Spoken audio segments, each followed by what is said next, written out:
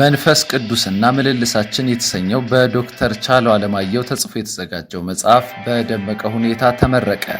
እሁድ ግንቦት 16 2018 ዓ.ም ከሰዓት ከ9 ሰዓት ጀምሮ በዘጸአት አፖስቶሊክ ሪፎርሜሽን ቤተክርስቲያን መንፈስ ቅዱስና ምልልሳችን መጽሐፍ ምረቃ ፕሮግራም ላይ ጥሪ የተደረገላቸው እንግዶች፣ አገልጋዮች፣ የመጽሐፍ ደራሲያንና የቤተክርስቲያን መሪዎች ተገኝተዋል። ፕሮግራሙ በጸሎት የተጀመረ ሲሆን በዝማሬ ፓስተር ዘማሪ እንዳለ ወልደ ጊዮርጊስ በማገልገል ጉባኤው እግዚአብሔርን አምልኳል። በመቀጠል ዶክተር ፓስተር ግርማ ቤካ ትንቢተ ኢሳይያስ ምዕራፍ 33 ቁጥር 5 እና መዝሙር 25 ቁጥር 12 ያለውን ቃል በመጥቀስ ዋናውን ነገር ዋና በማድረግ እግዚአብሔርን በመፍራት እንኑር በሚል ርዕስ የእግዚአብሔርን ቃል አካፍለዋል። የመጽሐፍት አርቶት ስራ በቄስ ሳሙኤል የቀረበ ሲሆን ለተተኪው ትውልድ ስለ መንፈስ ቅዱስ ያለውን ብዥታ የሚያስወግድና የአማኞችን የሕይወት ምልልስ ከመንፈስ ቅዱስ ሊለያይ ሊነጣጠል አይገባም ሲሉ ገልጸዋል። በመቀጠል ሐዋርያው ዮሐንስ ግርማ ታድሶ የሚያስፈልገን ዘመን ላይ ነው ያለነው። የእግዚአብሔር መንፈስ የታድሶ መንፈስ ነው። መጽሐፉ ትውልድን ለማነጽ ትልቅ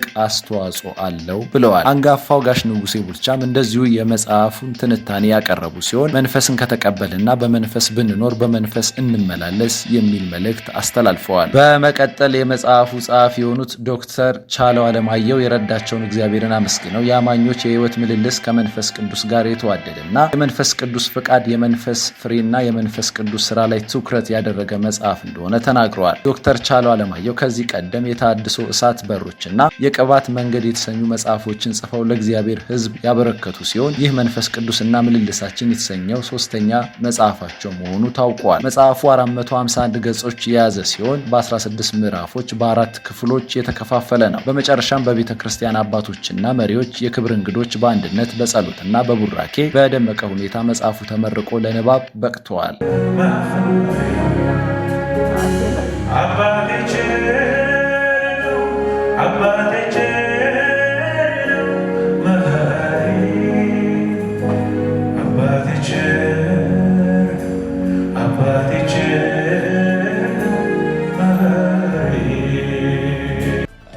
ማመስገን ፈልጋለሁ። ይሄ ትልቅ በአገልግሎቴ ትልቅ የምለው አንዱ ምዕራፍ ነው ብዬ አስባለሁ። ከዚህ ቀደም እንደምታስታውሱት 2 መጽሐፍቶችን መንፈሳዊ መጽሐፍቶችን ለአንባቢዎች አበርክቻለሁ። የመጀመሪያው መጽሐፍ የታድሶ እሳት ዘሮች The Seeds of Revival Fire የሚል አማርኛም እንግሊዝኛም ቨርሽን ያለው መጽሐፍ ነው። ሁለተኛው ደግሞ The Way of the Anointing የቅባት መንገድ የሚል መጽሐፍ ነው። የመጀመሪያው መጽሐፍ ከመንፈስ ቅዱስ ጋር ያለን ኢንካውንተር መነካትን አጉልቶ የሚያሳይ ሲሆን ሁለተኛው ደግሞ ከሱ ጋር ከተነካን በኋላ የሚኖረንን መንገድ መሄድ የሚገባ መንገድ እንዳለ አትኩሮት የሚሰጥ ነው።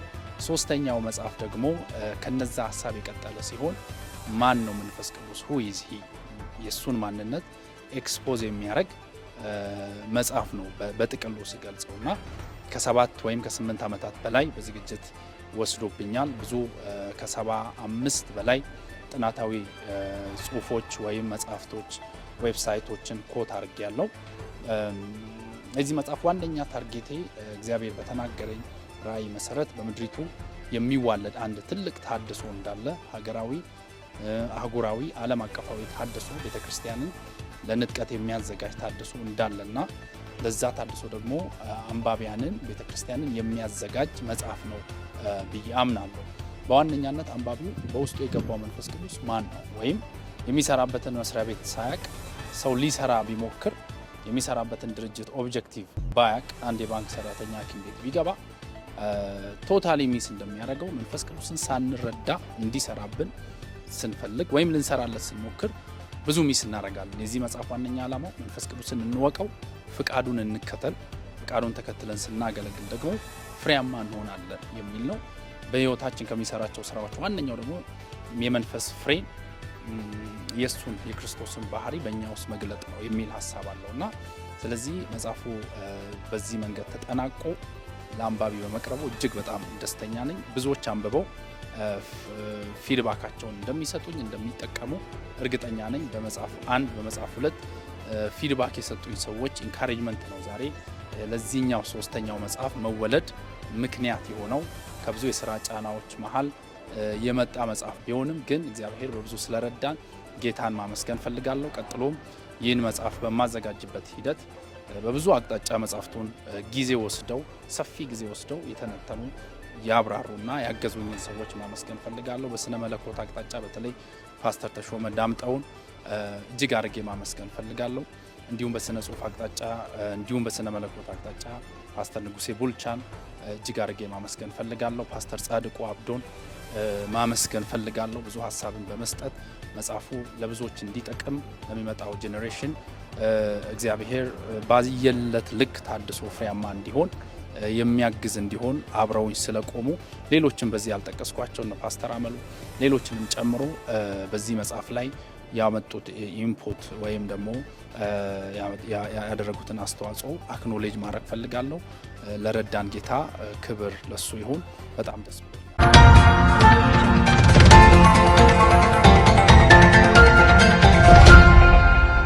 ኢንተራክት እንዲያደርጉ የመንፈስ ቅዱስን አብሮት እንዲለማመዱ በር ከፍቷል እና ከመሰከሩልኝ ምስክርነቶች አንዲት እህት ኦርቶዶክስ ነኝ መጽሐፍን አንድ ክርስቲያን ፕሮቴስታንት የሆነ ልጅ አንብቢ ብሎ የሚሰጠኝ ፔጅ 60 ምናምን ላይ ያለው መንፈስ ቅዱስ ወርዶብኝ በልሳን እየተናገርኩ ነው አለች።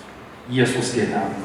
እና የዚህ መጽሐፍ የቡኳን ዓላማ ሰዎች ከሆሊ ስፒሪት ጋር ኢንተራክት እንዲያደርጉ ኢንካውንተር እንዲኖራቸው ከዛ ይሄ ሪቫይቫል የሚለው ኮንሰፕት በማስ መንፈስ ቅዱስ የሚሰራበትን እውነታ የሚዳስስ ነበር።